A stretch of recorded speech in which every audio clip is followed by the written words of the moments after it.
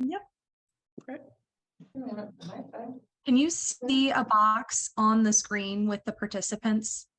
Yes. Yes. Okay, let me move that up.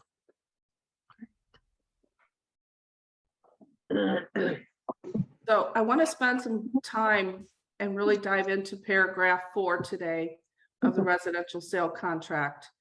And one of our agents experienced this a couple weeks ago, and it got very complicated. We were right, we had to fight back a lot. So most of you have been in the business a long time, and we're typically used to looking at our contracts. We're looking at the price, we're looking at a closing date. And when we get to financing, we might look to see if it's 50% or if it's a 30-year conventional, things like that. But what we're not doing is paying attention to the interest rate when we receive a contract. So that's why I want to go over this today. So the first question I have, if you receive an offer with a 6% and the interest rate increases to 6.5% during the financing contingency period, what could happen? Yes, they can walk. And so can the seller ask for and receive a letter from your lender?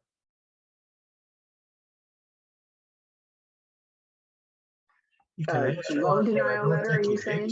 Yes.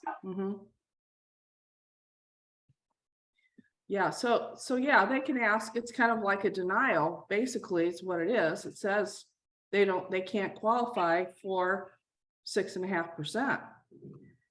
Can the seller insist the buyer go to a different lender? No. No, No, that's right. not And his can the choice. seller offer to pay points to buy down the interest rate? That's interesting. Could, but I don't know if they'd want to. Yeah, so if I asked Carol to be on the phone this morning and tell an actual story of what happened to her a couple of weeks ago. So you'll give her a couple minutes here to tell you what actually happened. Oh, you're on mute, Carol. There you go. I got it. So I wrote a contract, and based on I had just gotten a client finance for this particular interest rate, and they were pretty much the same, both, credit ratings and everything else like that. Well, unfortunately, it was that week that everything went crazy with interest rates. And in retrospect, what truly happened is I believe that my client got scared because the interest rate went so high, and he decided that he wanted out of the house, which was already tough because we'd already turned in an inspection notice. And we're kind of working through some things with that. However, it was a legitimate thing. They had not asked me to amend the contract to bring it up to date. They really hadn't asked me for anything. And I told them my client wanted out because of it. We'd already talked to the lender about a buy down on the interest rate, which at that stage of the game would have been $16,500.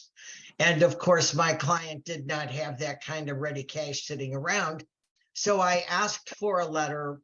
The seller didn't ask for the letter, but I asked for a letter from the lender indicating that. And they readily gave it to me, no problems or anything else like that. And of course, it got nasty. I just stayed calm, worked through it, insisted that my clients had that right. And he kept saying, well, he can get financed for that interest rate because it can buy down. And I indicated to him, no, he couldn't because he didn't have that money. It did end up that we got out of it, we got back our earnest money, and we proceeded down the line. It wasn't easy, but it was doable. So, I don't know much more to say than that. Yeah, thanks, Carol. I think it's really important when you're the receiver of an offer now that you're paying close attention to an interest rate. And if it's showing, I think last night, Creighton told me it went up to 7.25. So if they're sending you an offer at 7, that's probably not going to work out. I have a question. Who knows this? Who knows the answer? What does 1 point, if a seller is willing to buy down the interest rate, what will 1 point equate to? Isn't it 1% of the loan amount? Anybody else have? 1% of the principal. Mm-mm. I'm not sure exactly what that formula is, but I know it's a lot less. You know, you got the 1 point that's X amount of dollars, like Sean said, that you pay, but it only cuts it down a little bit less Right. interest rate wise. And Larry, that's a great point. And I actually had to Google it because I haven't seen seller points paying for points for probably 15 years. Yeah. And I looked it up, and what I found out was it equated to 1/4%, Right. 0.25 for 1%, for 1 point, not percent. 1 point equates to 1.25. Lynn, I also received something that was kind of interesting in an email yesterday that said, even when you do a buy down, that if you buy down 2 points, that's okay for the first year. But then the second year, that drops to the buy down was only 1 point. I never knew that. And I don't know if that was the correct information I got on the email or not. So I intended to make a call to my lender today, but Okay. it appeared as though that was not the for the duration of the loan. So I think we all have a lot of great questions about this at this point. So we've arranged for Tuesday for our Agent Connect meeting to have some specialists available for us to ask questions regarding this paragraph.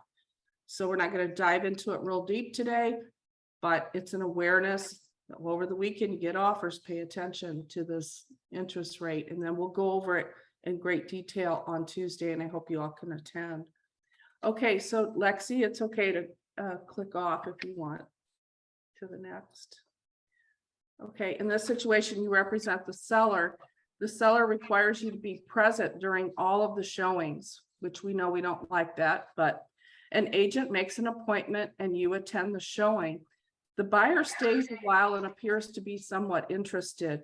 You call the buyer's agent to follow up and the agent never responds. A few days later, you receive a call from another agent for an appointment. Guess who that agent brings to the showing? That same buyer. Now what? So what do you do, if anything?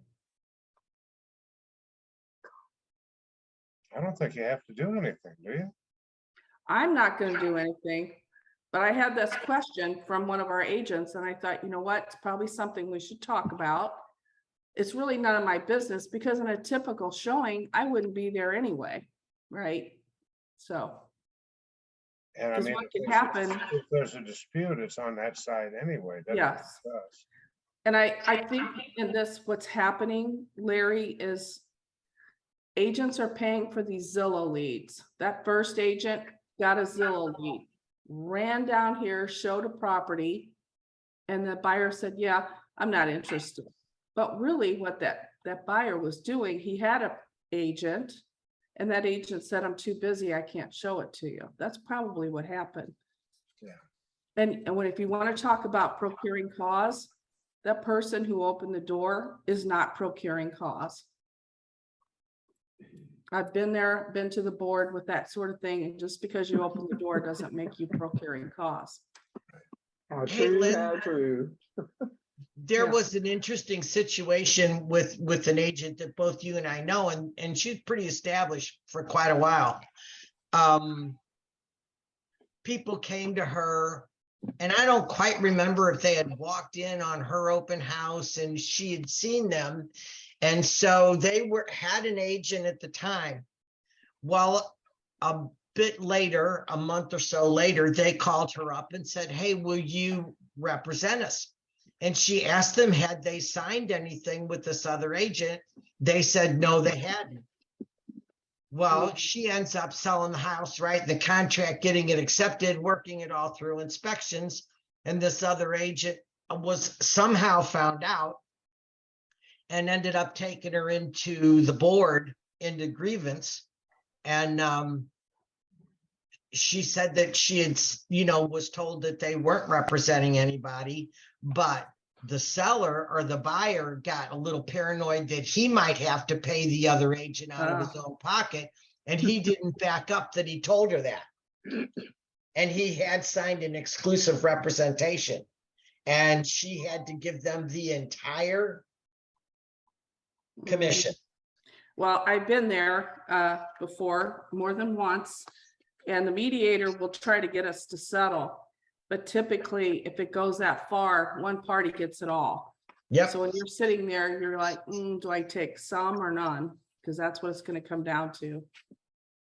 I think before I did it, I'd get something in writing from the buyer saying that he hadn't signed anything. I So think that's smart. I wouldn't have to go back to him when I get turned in, when you find out that they're lying through their teeth. Yeah, you're right. That's a great advice. Okay, so the next one, you represent the seller. You receive an offer and the seller accepts it.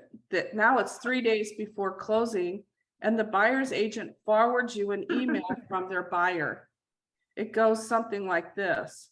I'm sorry to inform you, but I've changed my mind for personal reasons and won't be closing. Let the listing agent know they can keep my earnest money. So first I want to start with, should the buyer's agent have sent the listing agent the email from their buyer?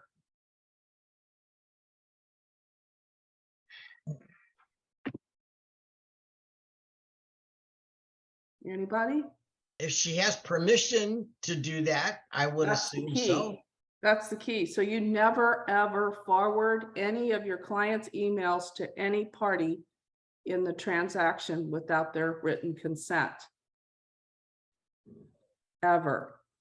So here's what happens on this transaction, because this actually happened. The very next day, that lender sends a denial letter. So I had my boxing gloves on. I'm like, what? We have an email from a seller saying they changed their mind for personal reasons. And now we get a loan denial from the lender. So I'm on the phone. I go all the way up to the top. Why would you issue a loan denial letter? Why did you, what happened? So the lender issued this loan approval based on the buyer receiving a settlement, and they didn't get the settlement. So a word of caution, if you're looking at loan approval letters, make sure you're getting it from a good lender, somebody you trust, because a lender should never issue a pre-approval letter based on the buyer potentially getting a settlement. They may win a judgment, but that doesn't mean they get the money. The defendant may not have the money to pay that. So this blew up, obviously, because our seller had already moved out of the house, and it's 3 days before closing. And you want to get it back on the market so you can't sue them. Yeah, exactly. Mhm. Yeah, it was ugly, and it took a lot of explaining to a seller who thought everything was like A-okay to go. Yep. So here's a question, because I was ready, I'm going to tell you, this past 2 weeks, the 2 weeks before September 30th, I wanted to pull my hair out. When, I know, just going to tell you, when can you start your continuing education for the next renewal period? The day after you get your license. So Whenever right your now. license, yeah. Yes. Okay, so here's my thought. This is our livelihood, right? And if we wait, why wait? You got 2 years, but don't procrastinate. Do it, get it done. We're going into a slower season. You got that November, December, you got a few hours, do it online, whatever you like to do, get it done. What happens if you don't complete your continuing education before the deadline? So it's October 1st and you haven't completed your continuing ed, what happens? You can't practice. And that's true, You but can't there's get, a little penalty involved in this. And that penalty is you have to complete. Now, you had a chance to do 12 and you didn't do it in 2 years. Now you got to do it in 24 hours before you can get back to work. So let's not let that happen. I have a really strong opinion about this. If we're really in this business to make a living, let's not let that happen. I'm on the phone September 29th, calling people going, you're still, this is the truth. Yeah, people were taking CE September 30th. Yep. So what happens if you complete your continuing education, you renew online September 30th? Then what? You're not gonna have your license renewed because if you completed your education, oh, hang on, No, you're right. You have it. because the commission's not gonna have your CE. I can't tell you how many text messages I got from agents who sent me a Snapchat or a photo of the receipt that they renewed their license on September 30th. That they paid it September 30th. Until the MREC posts on their website that you're renewed, you cannot work. So October 1st, if we're looking online and you're not renewed, you cannot work. I know that happened to an agent within our company, not me, but that happened to an agent within our company that took their last CE class online, like the 29th. And they were leaving on vacation. So they were just gonna mail it. And I said, you better take that certificate and you better go to Jeff City and sit there, if you have to sit there for 5 hours because the line's that long, and get your license renewed, or it's not going to be renewed. Yep. And I had this class last night and Creighton was on there and he goes, Lynn, that should have never happened. I think we saw an email every other day about do your CE. We got free CE. We've offered all these things. So let's be more diligent about that. All right. So the next question, there was a property that was listed for sale in the MLS. The current status is withdrawn. Can you pursue that listing? No. No. You can pursue canceled, expired. The reason withdrawn means that the listing agent still has a valid listing contract. Now, with that being said, there's some sellers that have fired their listing agent and the listing agent said, okay, but went back and put it in as withdrawn, hoping that other agents wouldn't go after that listing rather than putting it in as canceled. But I want to make sure you don't pursue that because they could turn you into the board for that. Okay, Hey, Lynn, I have a quick question on that one, if you don't Yeah. mind. Yeah. Just personal, it's not very whatever, but if it is withdrawn, can you go back and look at the expiration date and wait until that expiration date and then go after It it? has to expire. Yeah. And we won't be able to see their expiration date. Unless it's it's with- somebody in our company. Right. If it's a listing Yeah. within our company, but we wouldn't do that to our peers, right? I'd call Sean and say, hey, Sean, are you losing that listing? Maybe I can go after it, pay you a referral fee or something. You know, I'm not going to pursue someone within my own company. I would go after Carol. wouldn't surprise me, Steve. Okay. Okay, so the next one, there's a builder that has many developments throughout the St. Louis area. All of their listings are listed in the MLS. Can you approach the builder? In other words, can I go to a builder and talk to them about listing property? It's a matter of words, the words that you would use to do that. Anybody? I'd say you can't because they're different properties. That's right. So here's how that conversation should go. Hey, Larry, I know that you've got these developments, but I would love to list your next community that you build, or if you have any, single family residences that you're going to build for spec homes, you're going to build any spec homes. I would love to list those. You can approach them, because I'm not going after the ones he currently has listed. I'm asking him for future business. Right. So think about that when you're out and you see these guys building houses, stop in there and talk to them. Okay, here's a new one. You're holding an open house. A potential buyer comes through and asks, why is the seller moving? I think we hear that. I think that's a typical question. Hey, why is the seller moving? What's your answer to that? How do you respond? They're relocating. Okay. Anybody else?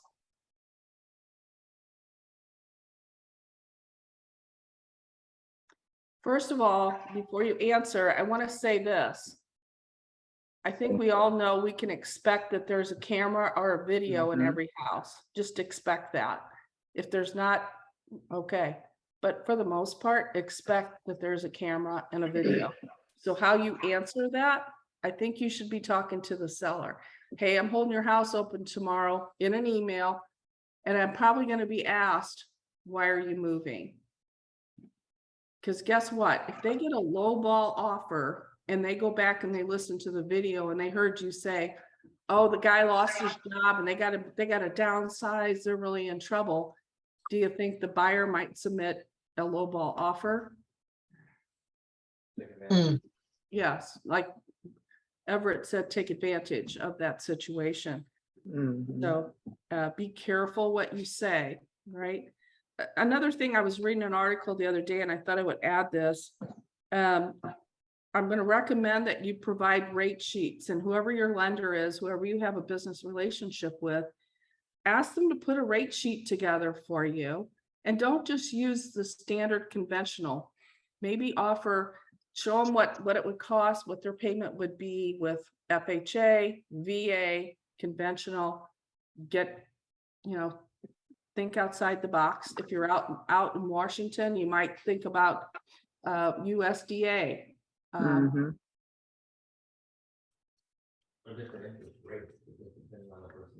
Right, and different rates. I mean, you got a whole sheet of paper, use it for everything.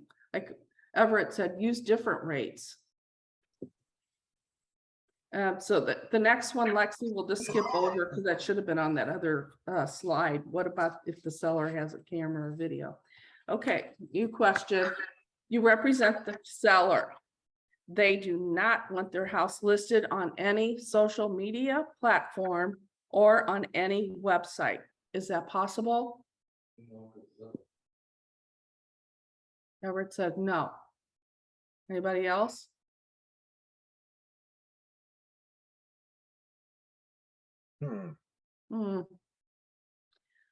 Here's the answer. It is possible. I thought so. And it's on your profile sheet. When you're filling out the actual profile sheet, there's a section that says publish to the internet, and you say no.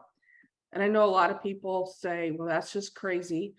But I can remember not too long ago, we had an FBI agent and they did not want anything out there. So, and it makes it very difficult for us to market a property like that. And eventually, when they don't have any showings, they'll understand that we have to put something out there.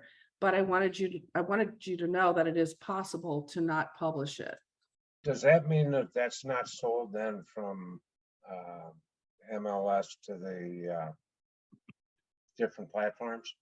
Right. So what it does is it tells MLS they're not allowed to syndicate that listing out to anywhere.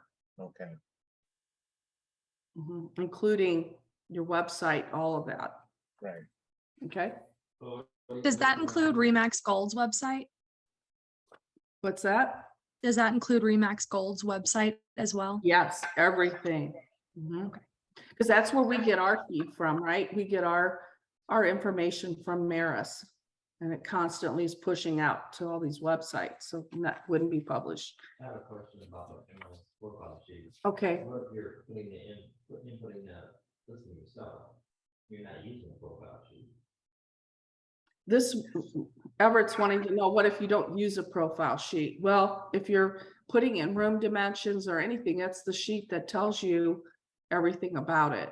But that you could still fill out, that's still a yes or no answer question, I mean. Yeah, I think, Lynn, along that same line where it says published to internet, there's Mhm. like 4 selections. If I remember right, the first one is the one that says public or published to the internet. The second one says show address to public.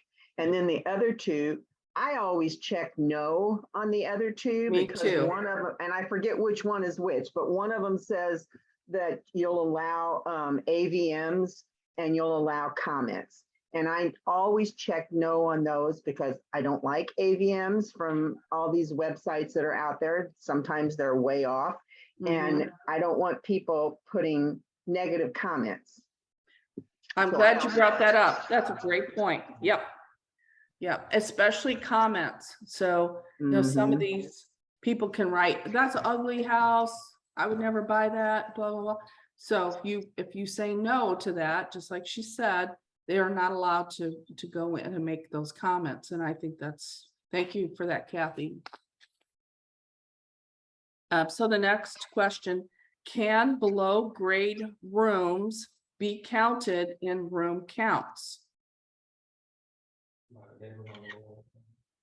Yes, So Lexi, would you click, please? So below grade rooms should not be counted in room count. The bedrooms and bathrooms can be included in those counts as long as they follow the MLS policies, which state code compliant where applicable. So most bedrooms require reasonable room size, ceiling height, closets, except for historical properties, egress, ingress, permanent heat source, and cannot be tandem. So I probably get 1 or 2 strikes a week from Maris where we've accidentally made this mistake. And typically it happens because an agent showed your property and they go back and they hit the report button. So tandem is that's happened several times. So if it's a tandem bedroom, if you have to walk through one bedroom to get to the next, you can only count it as one bedroom. You Hey, see those Lynn. a lot in older homes in like a story and a half. Yep. You see them on the upper levels too that are 10. Yes. Hey, Lynn, I have a question. On the bathroom situation, you can count that as a room count? Right. It's going to be in that total number. It's not going to count for above. Okay. But then do you have to put some kind of dimensions to count it, or do you have to list it out to count it, or? I would You put know. it in there. I would. I think what's Okay. important when you're creating your marketing remarks that you talk about those rooms. By the way, I wanted to say this, if you're looking for something very specific for bedroom, for example, the people absolutely have to have 4 bedrooms and there's only 3. You can type in marketing, you're going to type in an asterisk, type in words like 4 bedrooms asterisk. So anywhere in those marketing remarks that 4 bedrooms appear, it's going to show up. But some agents don't know to add those rooms in there when they're doing their search. You know, talking about a lot of rooms, Lynn. Yeah. I don't think anybody saw that, and if anybody has a buyer for this, Mark Wahlberg is selling his home in the Beverly Hills area. I think it's on 3 to 6 acres and it has 20 bathrooms and 12 bedrooms. Wow. And he's giving it away for 87.5 million. That's Wow. all. So that would be one to fill out, wouldn't it? Wow. On the room count. I'd happily go there and list that property for you and do all the paperwork. All the paperwork, exactly. Sure. Do you think we could get like a bus or something, we could all just hop on together and go visit it. We're like, Yeah. I mean, life. Open house. Yeah. Open house, perfect. I'm gonna promise you that's gonna be an agent accompanied listing. And you better have some documents of money that you've got in the bank. $87.5 million Wow. Sure. for a house. For a house. And I'm just thinking about cleaning all those bathrooms. That's a lot of That that. kind of money, you're like. It's kind of relative at that point. Hey, Everett just said that Cher's got her house up for sale in Malibu, Yeah, 85 million. okay, so that just must be the number out there. It must be. It's just a magic number. Yeah. Okay, Lexi. You know, Lynn, can I say one thing Yes. on room counts? It's real important that we use accurate room counts because I know sometimes, you know, you want to add all those finished rooms in the basement to make it look like this house has way more rooms than it does, which they have those rooms, but they're not considered living space necessarily. But we need to make sure that we have it as accurate as we can so that the appraisers that are accessing MLS for comps for your appraisal on the house that you're trying to sell have good comps. Great point. How many of you actually go to your listing when the appraiser's there? Show your hand. Good. I'm going to tell you, it's part of your job. And you may not agree with me, but I'm 100% certain I know the answer to that. 100% certain I know the answer. Oh, I'm echoing, sorry. If you can't make it, you better have some comps there for them, because if that house doesn't appraise, a lot of that's going to be on you as a listing agent. That's what she said too.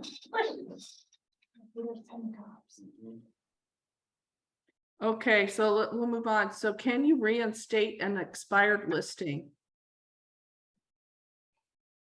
You mean you've got an extension to it or Yeah. you've got a new listing? Yeah, you got an extension.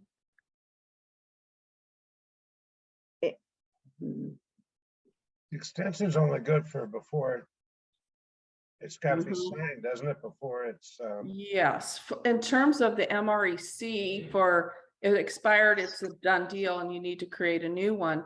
But for MLS, they wanted, I'm asking for Maris. So if it's a listing that expired for less than 30 days, you can. But for me, I think you need to put it back in as a new listing.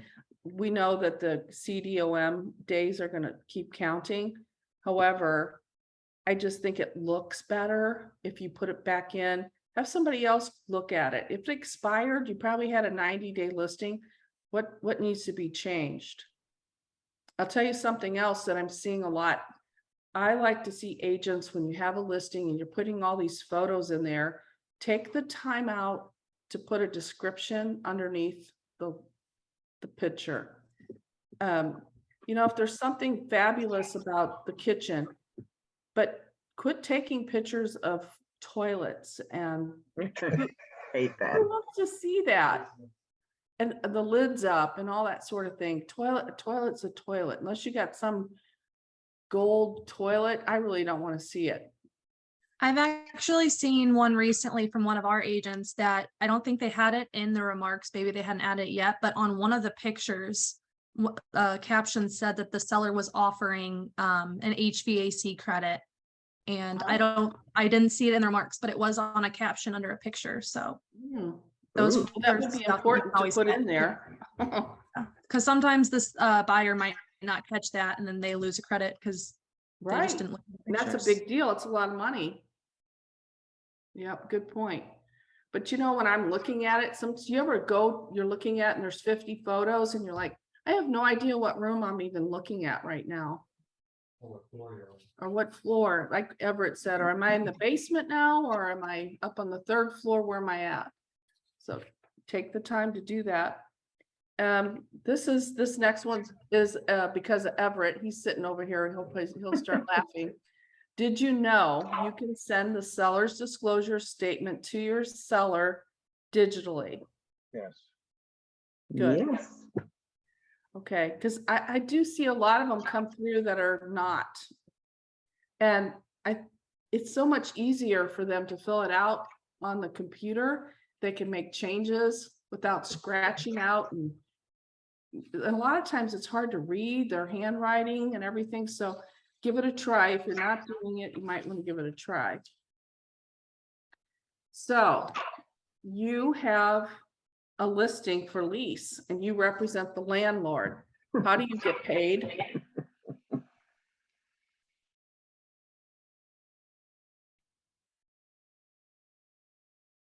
Anybody? You have a listing agreement. Everett said you have it in listing agreement, and that's all fine, but remember, this isn't the money being held by the title company, so how are you gonna get paid? So, I'd ask for a cashier's check. Mhm. Yep, I'm gonna tell you, sometimes it's very difficult for agents to collect it after they've moved in. Then the landlord starts to ghost you, and that's not a fun thing, because you're not getting paid a lot of money. I guess you have to call Steve Hall, put him on it, have him go over there and harass him, but I just want to make you aware that sometimes that's difficult. Have that conversation up front with your landlord, how that's going to work. Some landlords might ask you for an invoice because they're making sure they cover their expenses for tax purposes. So your landlord, now the same landlord, he asks you, how am I going to qualify a tenant? How do I qualify a tenant? Who do you recommend?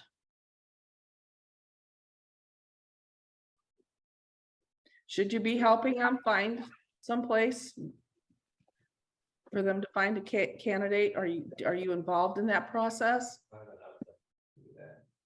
Everett has an outside company do that. And guess what? That's the right answer.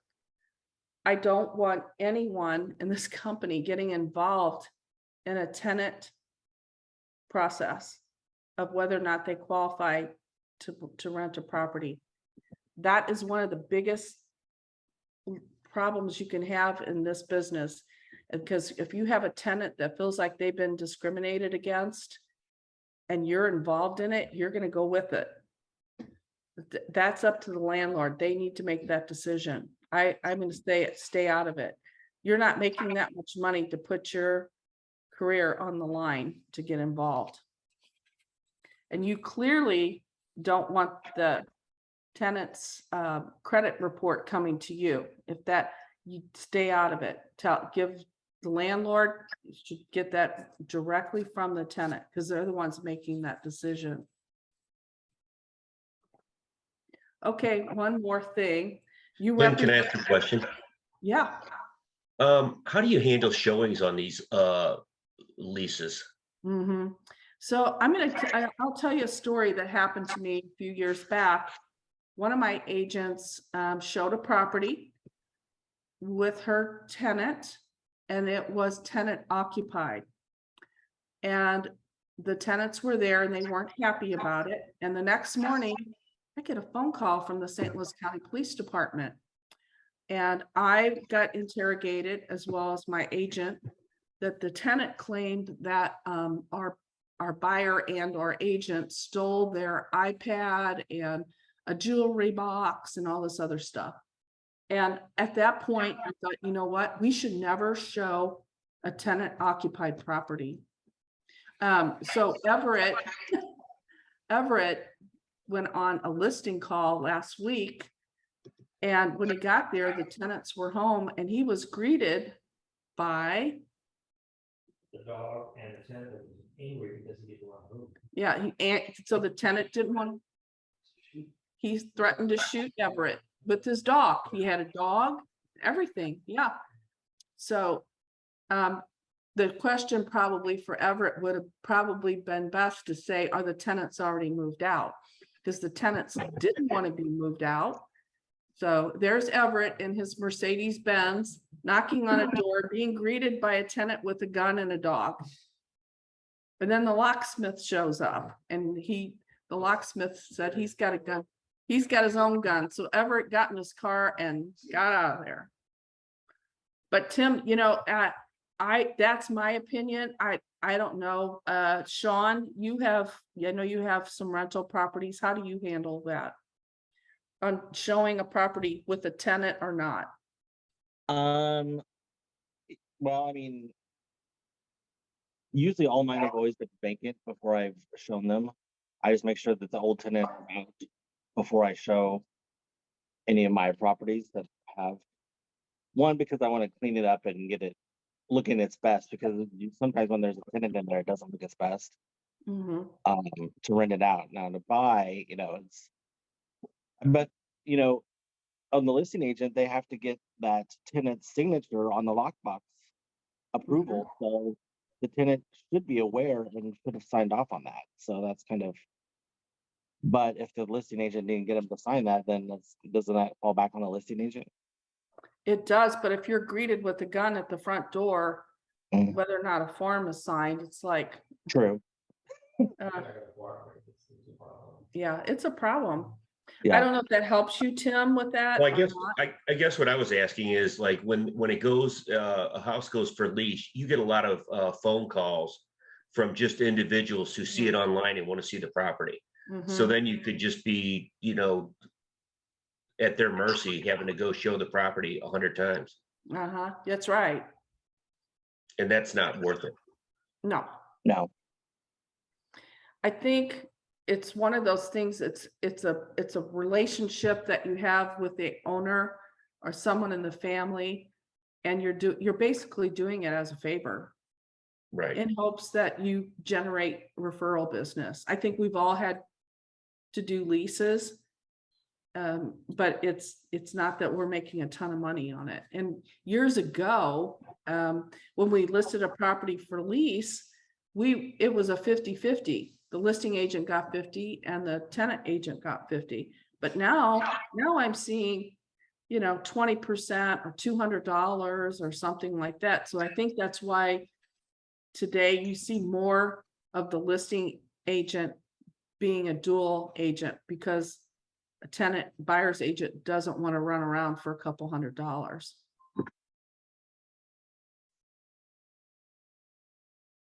Okay, this is the last one. This actually happened to me yesterday.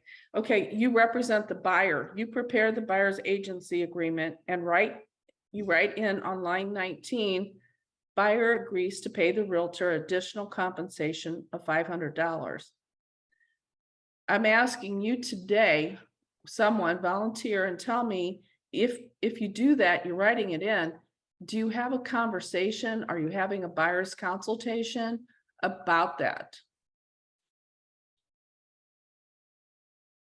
It's awkward having come from another agency that they charge $350. It's an impossible conversation. Okay, anybody else?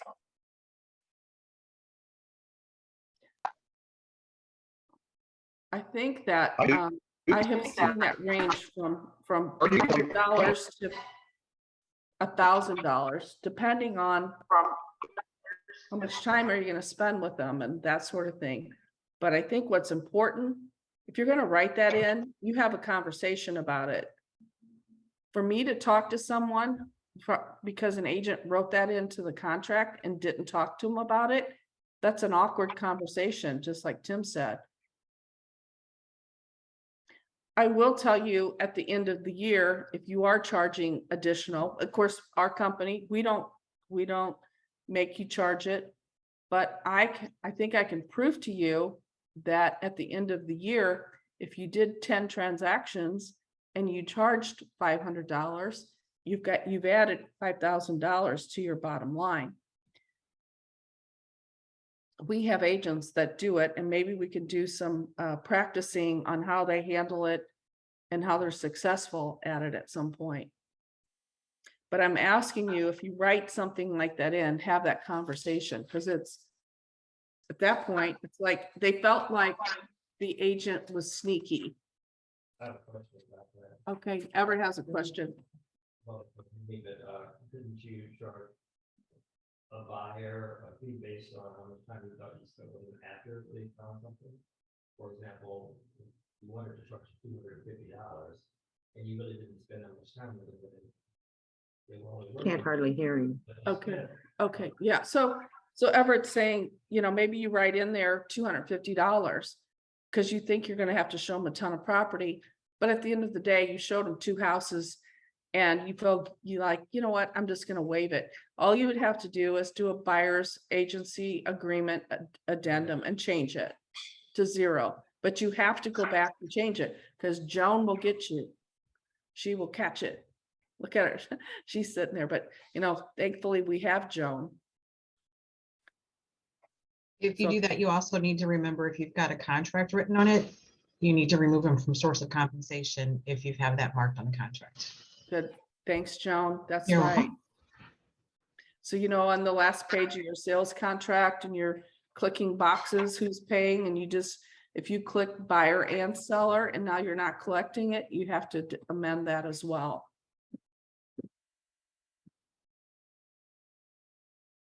Anybody have questions? Comments? Anything happen this week you want to talk about?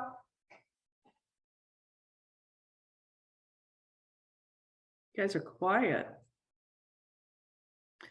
All right, I hope you have a successful weekend.